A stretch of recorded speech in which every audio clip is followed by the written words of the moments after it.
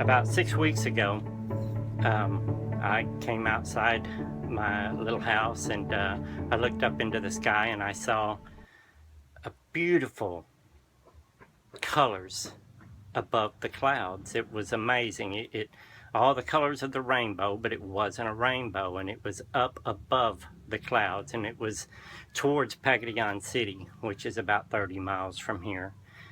And I took a few pictures of it and I put it on Facebook because it's something that I'd never seen before and I knew it was unique. The same day, some people that were in Pagadian took about a 6-second video clip of it, and it actually went viral on the internet. It's pretty wild. They had a better angle and view of it than I did. But you know, I didn't think much about it after that, but science said that it was a rare phenomenon that is rarely ever seen, you know. So I didn't think much about it. About a week or so after I seen that and I took pictures of it, I was asleep. It was at night, I was asleep, and I woke up at 3 in the morning. And I always look over at my phone, you know, just to make sure my mom hasn't, you know, tried to send me a message or anything. And whenever I woke up, I felt uneasy in my spirit. I almost felt sick, like I wanted to throw up. I just felt real oppressed spiritually. And I checked my phone and I had a friend request from someone.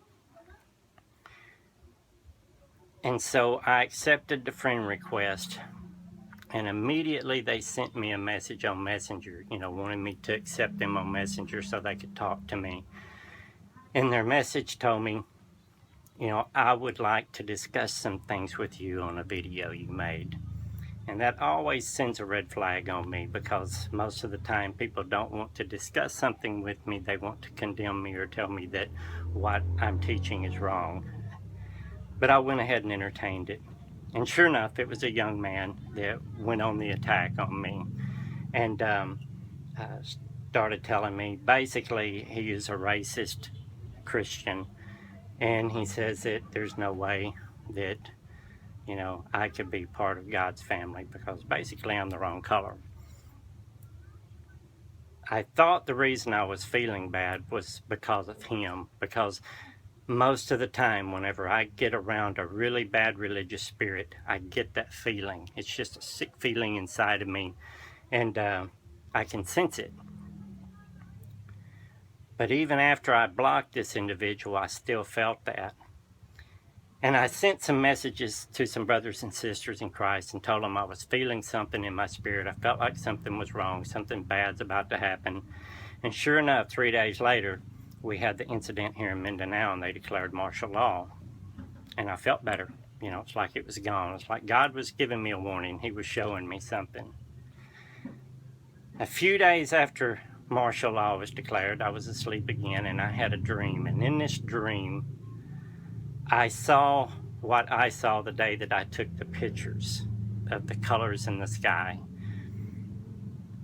But when I saw it, I was hearing on a radio that people were seeing this all over the world. It was manifesting all over the world. And when I woke up the next morning, I looked on the internet, and sure enough, in San Antonio in Texas, people had taken photos of what I had seen here in the Philippines. They had seen the colors above the clouds. And there was also some Aurora Borealis, as I think I said that right, as far south as Colorado, Denver, which is pretty rare to be that far south. And they were of all different colors, you know. And so I've been asking God, you know, what is up with this? Because I know this is all tying in together somehow. And I was seeing the number 7, you know, and there's 7 colors in a rainbow. And Enoch was the 7th from Adam, and there was the 7 churches and all these things. And you know, the number 7, the Greek word is hebdamos, which is 1442 Strongs, and it means the result of God's perfect finished work. And you remember, after God flooded the earth, you know, Noah saw the rainbow, you know, and it was God's promise.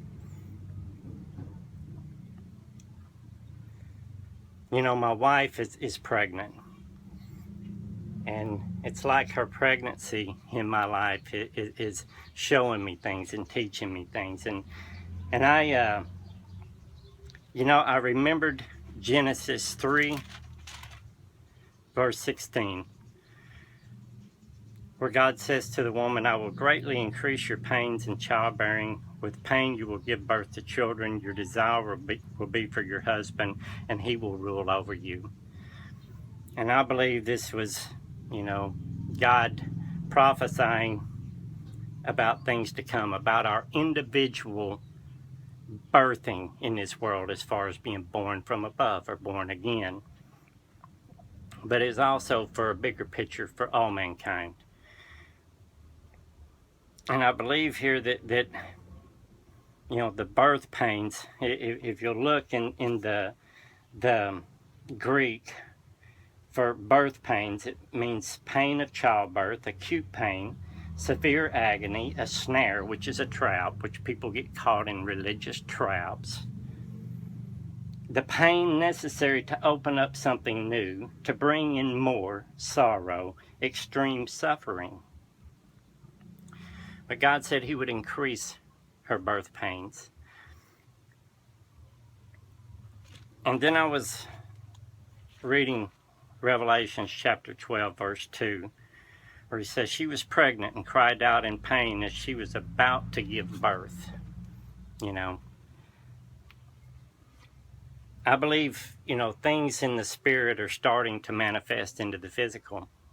And I believe that what's going on here in the Philippines and what's going on in Europe, in the Middle East, is just a microcosm of things to come with the rest of the world, and it's birth pains.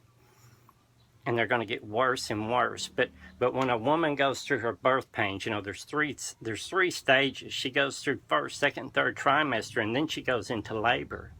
Goes into a lot of pain, but after she has that baby and she sees that baby, there's great joy.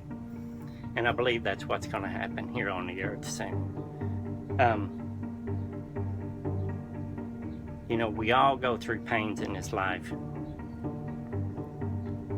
But in the end, we receive the blessing.